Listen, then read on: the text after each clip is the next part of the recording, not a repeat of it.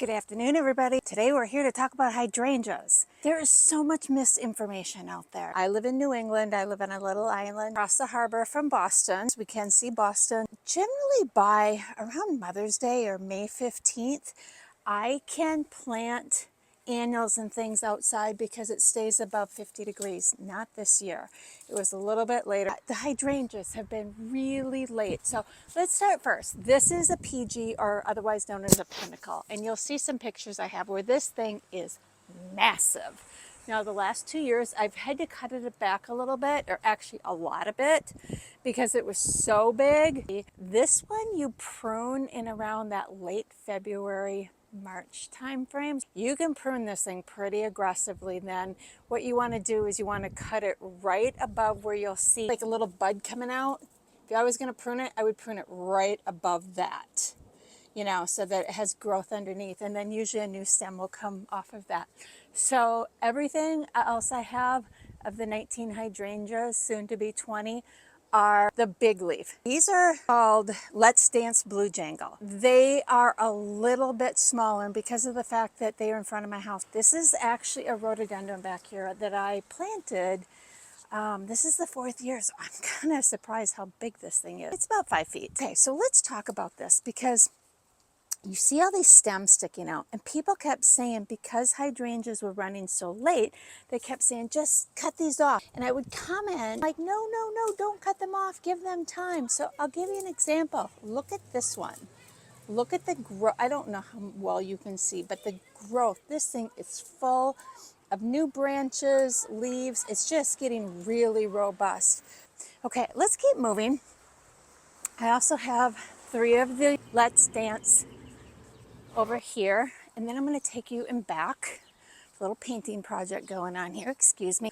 4 Endless Summer, and these are starting to bloom. Now these, you can still see some of the stems, and these look pretty sad, and in the last couple weeks they have really taken off.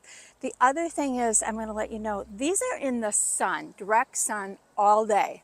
See the little pipes down in here? I actually have irrigation, and I added a drip system for the hydrangeas. And so that waters them. I believe they have them go off every other day. And I should add, I am by no means claiming to be an expert on hydrangeas. Unfortunately, a lot of people will tell you incorrect information. We already have acidic soil, but I didn't give them that extra blue acid until 2 or 3 weeks ago. I just wanted to give them a break because they weren't having a really nice warm spring and early summer. These 2 in front over here are also Endless Summers, but these are Summer Crush. They are really, really gorgeous, deep pink.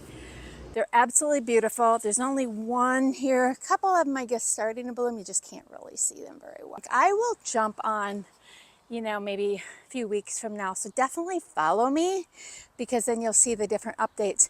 Then I have 3 Endless Summer back here. This is the 3rd year of these.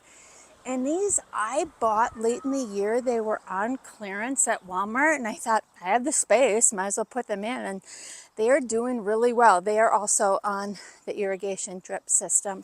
And all but that PG are big leaf Endless Summer. Do not crop these. So the PG, they bloom on new wood. These bloom on old wood. So hydrangeas that bloom on new wood, you can prune them. If they bloom on old wood, do not prune them at all. The one kind of negative caveat about these is that these are not a good cutting flower to cut some nice stems and put them in your house. You can, but you likely will not get blossoms back on that same stem next year. The Endless Summer will rebloom in the summer, but you only really want to go back a couple little nubs on these. See, and it's too soon. Actually, this one, you can kind of see, you can see like a little nub starting for a future growth. You don't want to go below that. So you want to stay, and there's one right here. You want to cut them pretty short. I have faux hydrangeas in my house that are absolutely beautiful. I'm going to take you real quick in the backyard.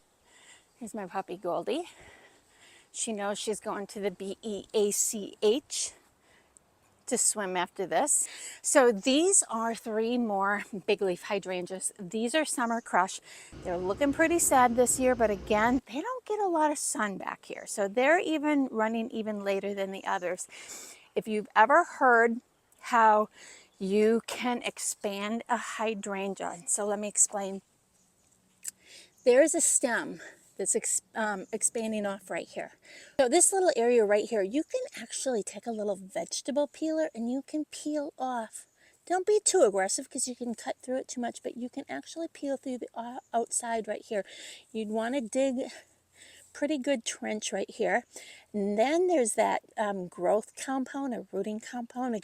You put that around the area. You're going to bury it in some really nice garden soil right here. And then you're going to put a brick or a heavy rock over it and just leave it. And what's going to happen is this is going to propagate, and you're going to actually have the hydrangea begin to grow from over here. These are still looking pretty sad. You can see this one's starting to get a little growth right here, so they're coming, but it's just taking some time. You really have to be pretty patient. By the way, look at my tarragon. I don't know if you know this, but tarragon is a perennial. This tarragon's crazy. My time is a little bit slow. This was massive last year. For those of you who saw my clematis video, I recommend that you see it. I have 8 clematises. This is the only one that's a little bit lighter. This one's actually blooming. So I have 2 right here. I have 5 of them over here. And then my big one that's in the other video is out front. So you can see they're just starting to bloom. These are absolutely gorgeous. And these pretty much bloom all summer. They are Barbara Harrington clematises. I just thought I would share a little bit on my hydrangeas, bring it into my garden. I don't know if you can see. There you go. I do have a little bit of a view of the ocean over the top of houses and through some wires. It is kind of nice. I can actually sit on my patio in the backyard and I can see the cruise ships going by, which is pretty cool. And we are going to have 19 tall ships, I think it's going to be, that are staying out here for a couple of days before they all go into Boston. So it's a pretty spectacular place to live, especially for somebody who grew up in the Midwest. So again, I recommend that you follow me. I will continue to share more gardening tips. You know, I have just really learned by doing. I just planted these today. This is a coneflower. The rabbits do like it, so I put the chicken wire around it, and I just leave that around year round, and it'll grow right back up in the middle. And then I have 3 catmint around it. This is the clematis that I shared in my other video. This thing is incredible. This is still, I have 1 of my 4 rhododendrons is still blooming. I did a video on mandevillas, so these are my 3 mandevillas, and there's 1 up there.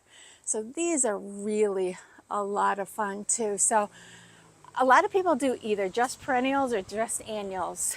Perennials being they come back every year. I actually do both. Definitely be sure to follow me. If you find them helpful, I will continue to record them, and definitely please follow me. I'd love the support. Thank you.